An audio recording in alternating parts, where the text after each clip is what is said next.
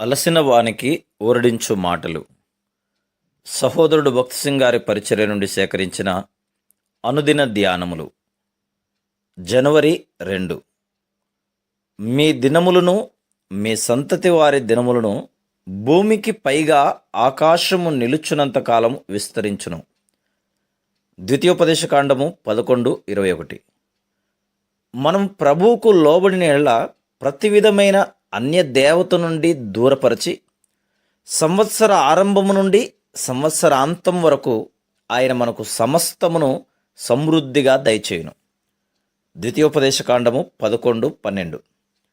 అనారోగ్యతలో లేక దారిద్రతలో నీకు కావలసినంతయు ఆయన నీకు ఇచ్చును. ఒకవేళ అంత త్వరగా కాదు కానీ అంత ఆలస్యంగా కూడా కాకపోవచ్చును. ఒకవేళ అంత ఎక్కువగా కూడా కాదు కానీ మరి అంత తక్కువగా కూడా కాకపోవచ్చును. ప్రభు ఇశ్రాయేలులకు మాత్రమే కాదు కానీ వారి పశువులకు కూడా సమృద్ధిగా ఇచ్చేదనని వాగ్దానం చేశాను. ద్వితీయోపదేశకాండము 11:15. దీని అర్థమేమనగా మనము దేనిని గురించి కలవరపడనక్కర్లేదు. ప్రభు పైకి కనబడు మన అక్కరలను మాత్రమే కాదు కానీ తెలియని మన చిన్న అక్కరలను కూడా తీర్చును.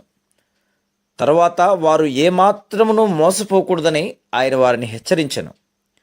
ప్రభువు వర్ధిల్లి వారి ఆదాయము హెచ్చైన పిమ్మట ప్రభు నుండి వైదొలిగిపోయిన వారిని అనేకులను నేను చూస్తిని.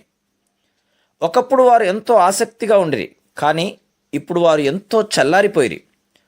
వారు అక్కరలో ఉన్నప్పుడు కూడికలకు క్రమముగా వచ్చి పదే పదే పదే ప్రార్థించమని కోరుదురు.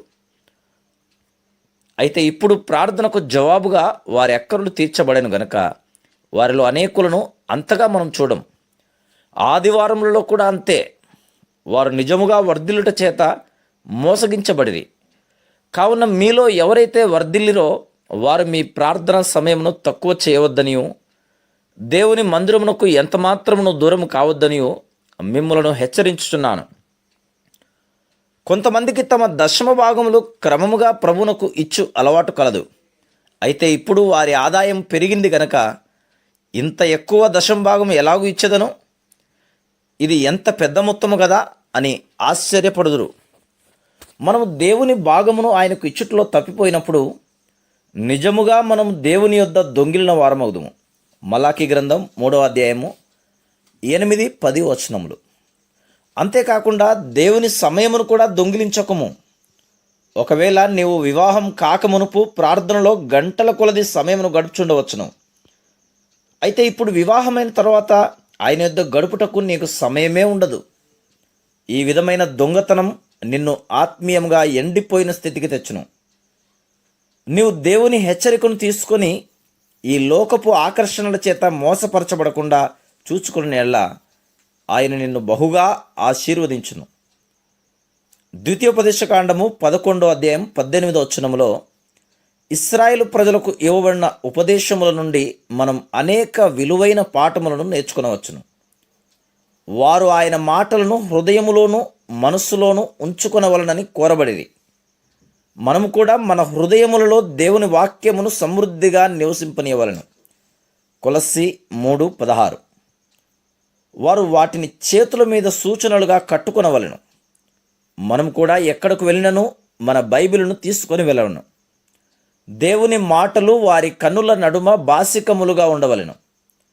అలాగే మనం కూడా దేవుని వాగ్దానములను ఎల్లప్పుడూ మన ముందు ఉంచుకొని మన అనుదిన అక్కరలన్నిటి నిమిత్తం వాటిని కోరుకొనవలెను. వారు దేవుని వాక్యమును తమ పిల్లలకు అభ్యసింపచేయవలెను. నీవు నీ కుమారులకు వాటిని అభ్యసింపజేసి నీ ఇంట కూర్చుండునప్పుడును, త్రోవను నడుచునప్పుడును, పండుకొనున్నప్పుడును, లేచినప్పుడును వాటిని గూర్చి మాట్లాడవలెను. ద్వితీయోపదేశకాండం 6:7. మనం కూడా అలాగే చేయవలెను. మనము ఈ విషయంలో దేవునికి లోబడిన యెడల మన దినములను విస్తరింపజేసి భూమి మీద పరలోక అనుభూతి గల దినములను ఇచ్చేదనని ప్రభువు వాగ్దానం చేయుచున్నాడు. ద్వితీయోపదేశకాండము 11:21.